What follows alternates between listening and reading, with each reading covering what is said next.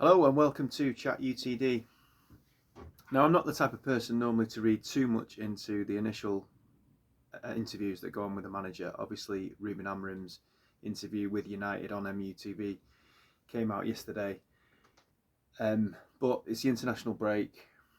To be perfectly honest with you, my missus has gone out. I've got a bit of time. I've got a beer. All the best. And I thought it would be worth just unpicking as there's not a lot else going on, really. I must say international break can be a little bit boring. So also worth just sort of linking a few of the things I already thought to what Ruben said in that interview yesterday. Before that interview yesterday, United were releasing a lot of timely snippets of obviously him being on the museum tour, arriving at Carrington, being introduced to everybody. And I can't remember if it was on the museum tour or whether it was at Carrington. I think it might have been on the tour. I heard him say something that you might think is really inconsequential and a throwaway, but I really liked. He was talking to, he was either a fan or a member of staff, and he said, "Hello, I'm Ruben." And I thought, there's something about that, small as it may be, I really, really, really like. Because he's the manager of Man United. Everybody now knows who he is. And to be so personable and humble to say, "Hello, I'm Ruben," I just really like that. I think it makes him appear very reachable, very approachable, and confident as well. So, as I say, it may well be something of nothing, but part of my job, which I might have said on here before, is looking at body language, tone of voice, facial expressions, communication. Communication is massive in management and leadership, and I think his is spot on. But that's just a small little thing that I noticed, which I really did like.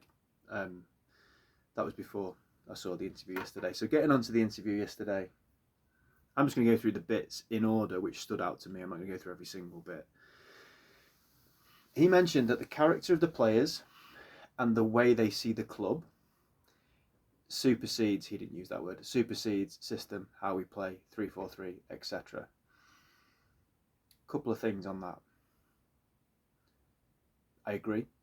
I think the character of the players has been questioned over the years. We've had poor recruitment in terms of the character of players for quite some time now. And I do think that's massively important. But the thing that I found more interesting was that he said the way they see the club. And absolutely, the way they see the club is critical to how we move forward. Because I think there's a number of players down the last 10 years who've played for United, and the way they see the club hasn't been the way it should be seen. When you play for Man United, it's a big deal. Regardless of the success we've had in the past, this is an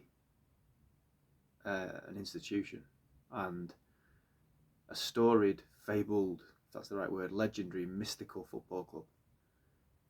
And if you don't understand that, there's a big, big problem. Because of course we have to move on to pastures new, and we can't keep going on about the past all the time. But your past informs your future. Your DNA is made up by your past.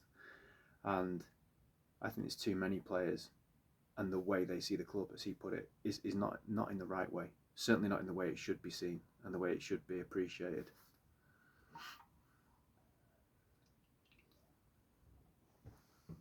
The second part of that comment, I want to just link to something that I've said.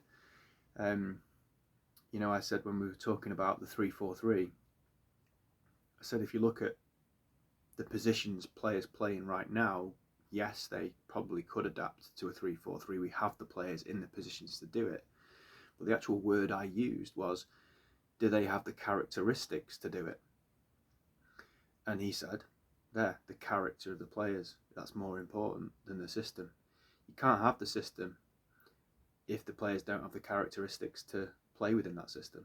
So I felt like that vindicated what I said, and I'm happy to see that he's on the same page as well with that.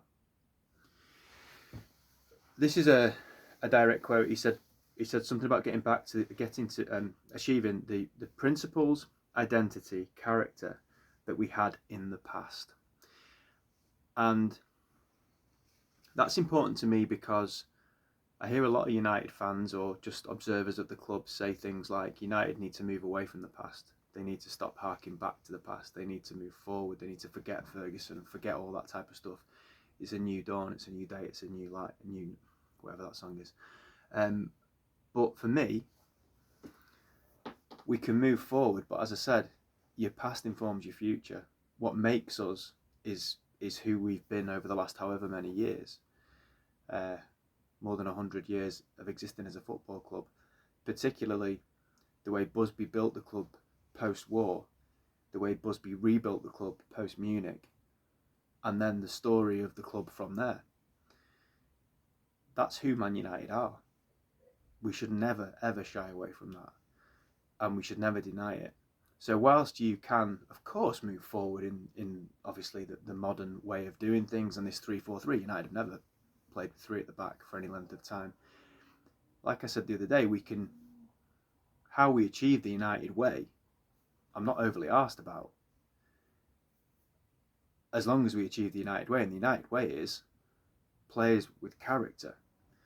Like he said, principles, identity, attacking football, brave, front foot, never say die, get young players in the team, fight for each other.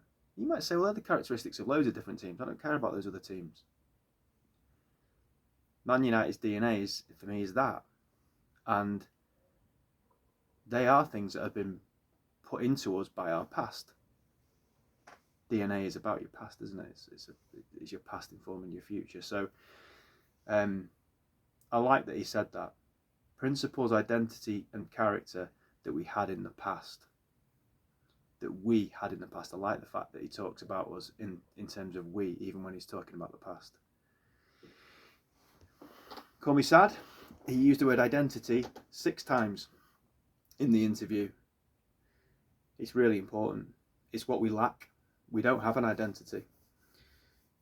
Well, we do, and it's crap. We're soft. We can't respond to setbacks. We're rubbish in situations of adversity. We don't have a style of play. The players don't run enough. We don't know how to press. We can't work chances for our forward. We have too many players who look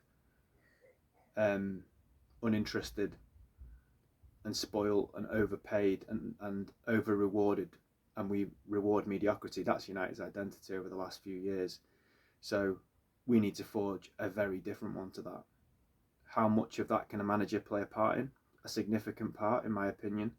But he has the nuts and bolts around him in terms of Barada and Ashworth and even above that, of course, Sir Jim and Brailsford and Jean-Claude Blanc.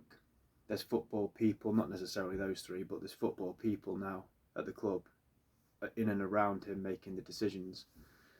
And it stands to reason that the fact is that he wouldn't be there. He wouldn't be the manager if the Glazers were calling the shots. Because the Glazers would have given it Reed to the end of the season.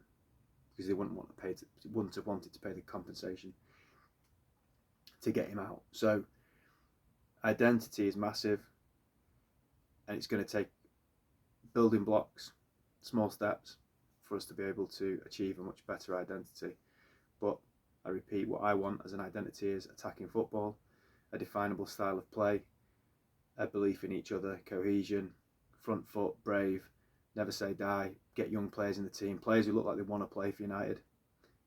Some of these points interlink, goes back to what I was saying before, the way the players see the club. It's not just the players you're looking around at in your dressing room at. It's not just who you play on the pitch with. It's where you're playing. You play for Manchester United at Old Trafford. That means something. That's what he has to get in there.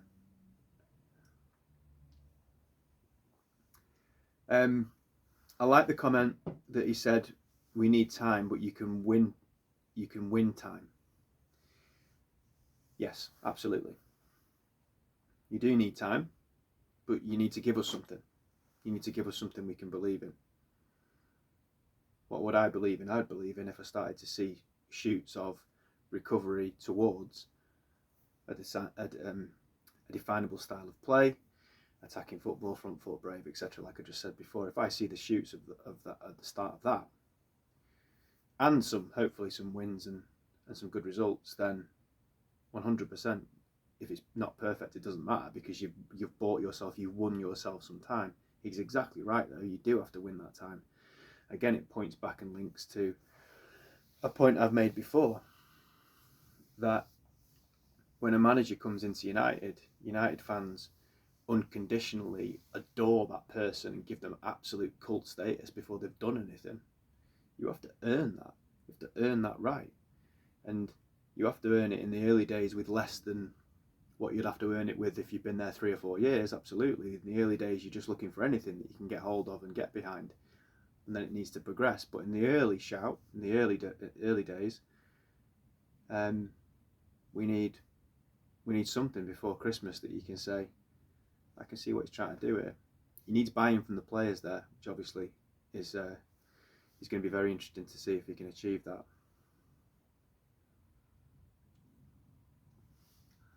He mentioned the game model briefly, but he referred to it, which is something I've spoken about before. I think that's very important to the club, that set of principles. Like he said, actually, principles, identity, character. The club want all of those same principles, identity and character to go throughout every team within the club, whether it's the youngsters. Don't really have reserve teams anymore, do we? But the reserve type teams, and obviously the first team, the women's team, everything. That game model is something that we can look to implement so that we have a very clear identity, and it's that word again, that we're judging players and coaches and everybody else against or towards, maybe. He mentioned, I can't remember in what context exactly, but he said, he used the expression, something about, he didn't say he can use the word teaching, but he said something about essentially teaching them how to press. You have to look at how to press. And that's something, again, that I've said in a previous video, that needs to be coached into them, because they don't know how to press, or they don't do it, whatever. But he spoke as if I'm going to teach them how to do that. And again, I really, like I said before, coaching seems to be a dying art. We need someone to come and coach this team, coach them how to build up from the back. Build up and create chances for the strikers. Coach them how to press, because it doesn't look like they know. And they're two basic principles of the game. I loved the fact that when he was talking about Munich, he said we. He said the club is about glory and tragedy, that we won the European Cup after the crash. I love that. I really, really like the fact that he's not just talking about us being his team now. It's like that's, the history of it is part of him now, because he's United's manager. And again, that might be a small thing to other people, but I really like that. He mentioned that the players should go on the tour, the museum and tour when they join. I completely agree. Leon sent me a tweet from Henry Winter, best journalist out there in my opinion, who mentioned Juan Mata just took it upon himself to go on the United tour when he first joined the club, and was a real ambassador for United in the time that he was with us. He made his name obviously at Chelsea, but he was a superb advocate for Manchester United. One of the few players over the last 10 years that I can really, really identify with, and got a criminal lack of playing time in his best position for United. Never moaned, never complained, adored the club, and he got adored back. Didn't win countless trophies with us, but is seen probably as one of the very few heroes really of the last 10 years, 10, 11 years, where if he came back he would get a rapturous reception, and so he should. And he took the tour, he took it upon himself to do that. I think Paddy Evra, when he joined, and that's a long time ago, said something about he really immersed himself in the history of the club and learning about it. And you think, I don't want to bring it down, and I don't want to make this about Rashford, but you'd think Marcus Rashford, as a senior player who grew up at the club and is from the local area, would be a great advocate of all that stuff. But he's the least likely person to do that, and I think anyone new coming into the club would need someone else to do that, with someone else to kind of prompt them, or maybe it just becomes a thing that you do. You go and have a look around the museum, and you go on the tour when you arrive at the club. It's a no-brainer, isn't it, really? I don't know why that's never been thought of before. So yeah, again, I like the fact that he sort of is connected to the past. Now, I'm not wet behind the ears. I know that he's not going to come in to an interview like that and say something like, if it was up to me, I wouldn't be here till next year. You lot have bloody kidnapped me, essentially, and brought me away from where I love. United are in the right old state, aren't they? Flipping heck, if I can get this right, I can get anything right. I deserve a bloody Medal of Honour, let alone a title-winning medal. He's not going to say that type of stuff. He's obviously going to say the right things. He's a smart lad. You can see that. And at the moment, that's all we've got, because he haven't played any games yet. So you're going to, I suppose, to some degree, analyse it. But I certainly like the way he comes across. I think he's got a quiet confidence about him. He seems very relaxed. It's something that really strikes me. The proof is in the pudding. Words are cheap. Actions speak louder than words.